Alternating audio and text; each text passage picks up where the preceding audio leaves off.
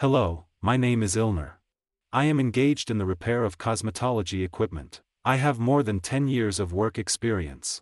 I repair in the city of Ufa of the Republic of Bashkortostan, and also sends equipment to me from other regions of Russia.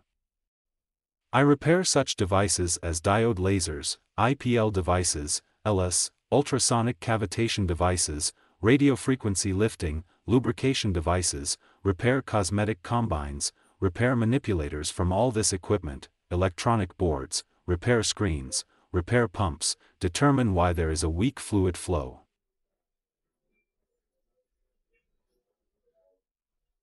In general, and much, much more. If you have any problems with the operation of the equipment, feel free to contact me.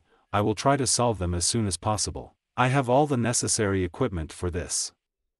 There is an oscilloscope, multimeters, a transistor meter, capacitors, an electric screwdriver, in general, everything, all soldering irons, all this is all I need for repairs. There are schemes for different devices, that is, I will try to repair your equipment as soon as possible.